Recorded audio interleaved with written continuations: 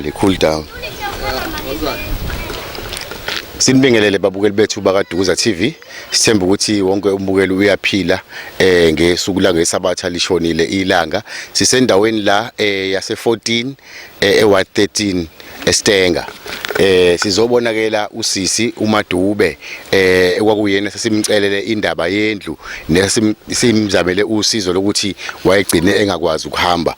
So sitheke ake sivele usukwini namhlanje sizolanda ke ifeedback ukuthi ke njengoba sasicelile ke usizo lendlu sakuba sasazi ukuthi ke usisi ke wayenenkinga okungakwazi ukuhamba for iminyaka eminingi kodwa sambona ke esukuma ezama ukutatama kodwa esho ukuthi ke akukalula megale sazongena ngaphakathi ke nasibuze ukuthi ke lulameka kanjani saphinde ke samcelela nosizo lendlu bamthembisa ke amakhansela amaningana mhlambe mangaphusi emavikini noma evikini elilodwa elidlule wasithinta wathi no indlu yakhe isilungile kwasho ukuthi ke asikwazi ukuthi sesifike kuyena sasithe usukwini namhlanje ake sifike sizonibonisa ababukeli bethu indlu ke eyisithembiso sakhe usisi agcine ke eyithola emakhanseleni tshelwa nje uyena usisi uMadube ukuthi ke ubani ke osize ngalendlu umphilo umSamaria othe wamenzela lendlu le sibonga nje babukeli bethu ngoba lokhu konke kwenzeke ngothando lwenu nangamandla enisinikeza wona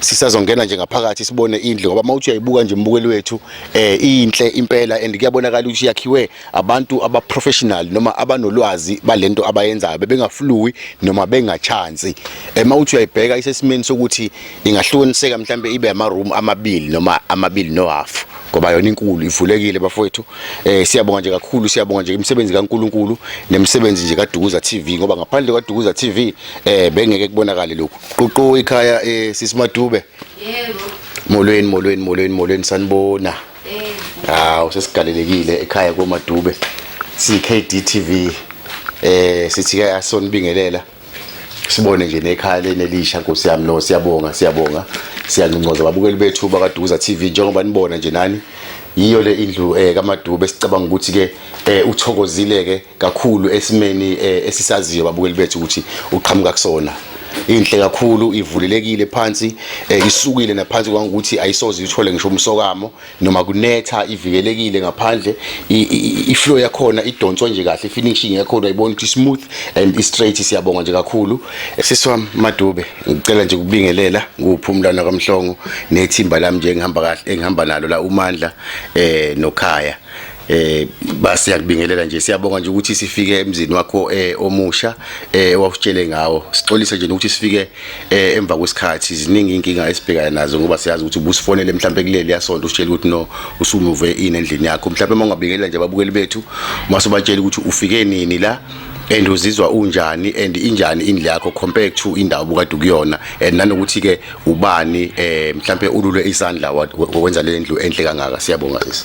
Yebo ngiyabingelela kubabukeli beDukuza ngibonge nobhuti abathe bafika namhlanje la ngafika ngomhla ka14 January so bese ngihlalele eShamoya ehholo bese ngikhathele nezipoki kayi bezisho ngibonga kakhulu kumasipala okuyena ongisizile ngendlu nangendawo ngoba bengena indawo ayona inhle indlu yami and right indawo because iseduze nokumgwaqo akufani nala engisuka khona hayi akufani so nje ngiyabonga kakhulu bangisizile.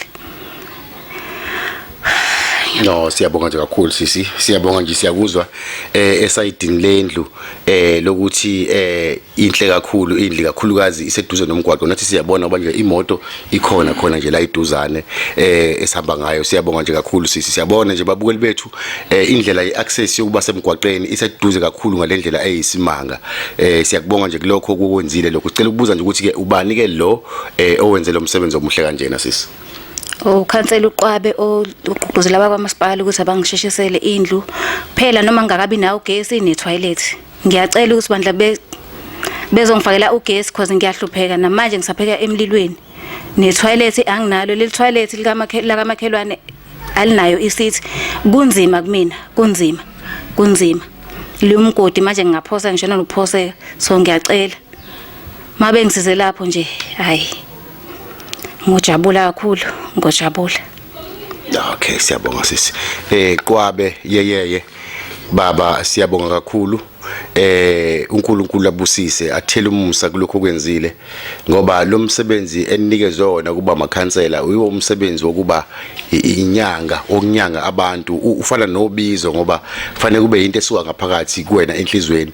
Lokho kwenzile baba siyabonga, sicela ungagcini uqhubeke njalo nomusa owenzile ube isibonelo nakwabanye ngoba kokuncane osuke ukukhiphile akufani kunokungakhiphi lutho ngoba bakwethu omunye angakubuka lokhu siyazi ukuthi singabantu asiyinganhlanye singemanzi baningi abazokubuka ngendlela ezahlukene nama comment ahlukene kodwa kusuka enhlizweni nasothandweni nasemandleni. Xoxiseni kwakho nobaba uyeye ikhansela lethu kulendle ngoba siyayibona ukuthi singayibiza sithi iwulindela noma ingawakhiwanga njengalezi izindlu ezifana nolindela but yona yakhiwa nje ayisimo sihle esibuka kanje sisihle impela kodwa ke uthini ngokuqhubeka kwesikhathi mhlawumbe kukhona okungenzeka?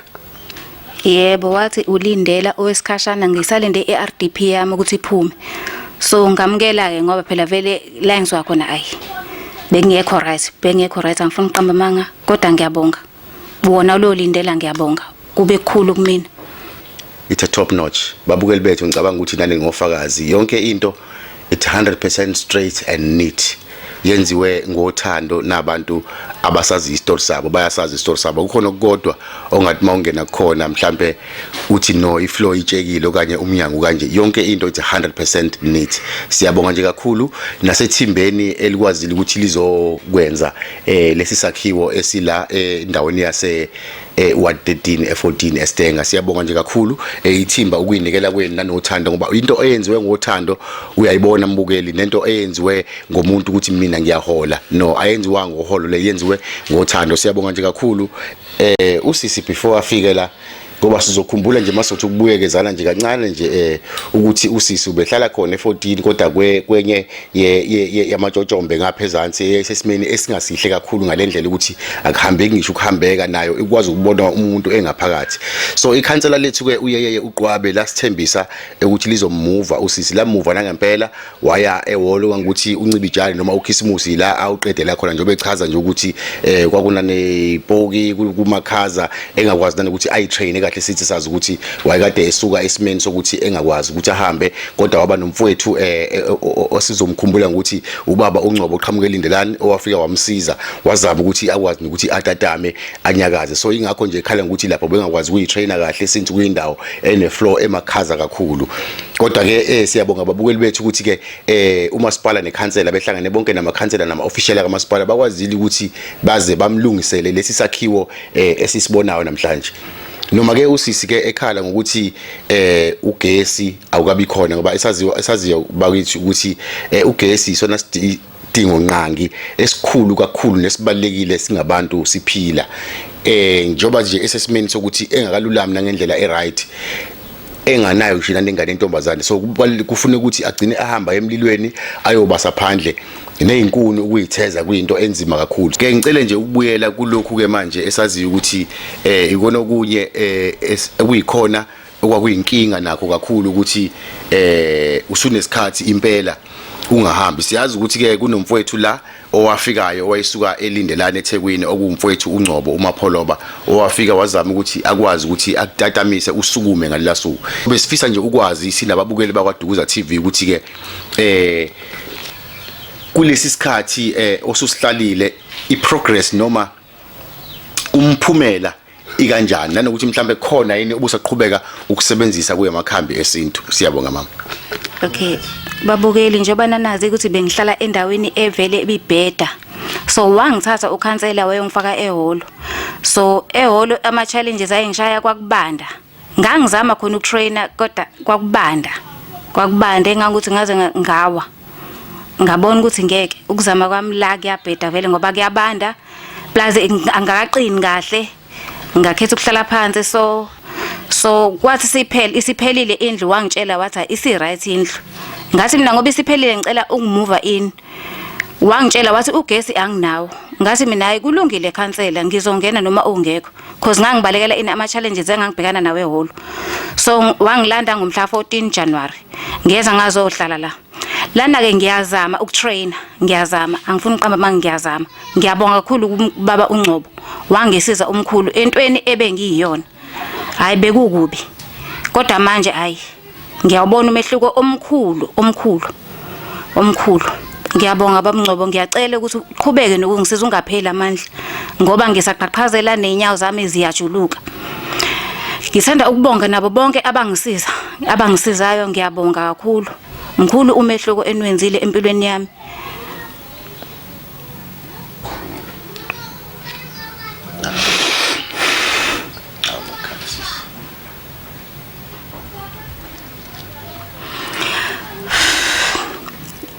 Ngangitshela ukuthi cause lento akangithule nayo isikhathi eside, ngitshela ukuthi ngeke ngize ngithole usizo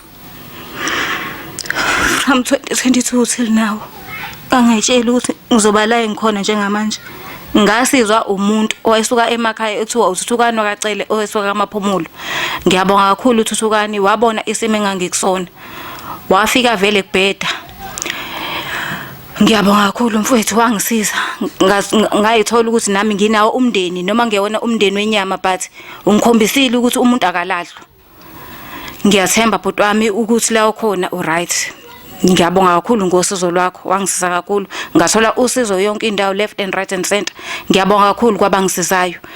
Ngithanda ukubonga ne-ward committee eyangisiza ngoLosine, yangithathela uMabongi noSiphume beyongilandela i-voucher.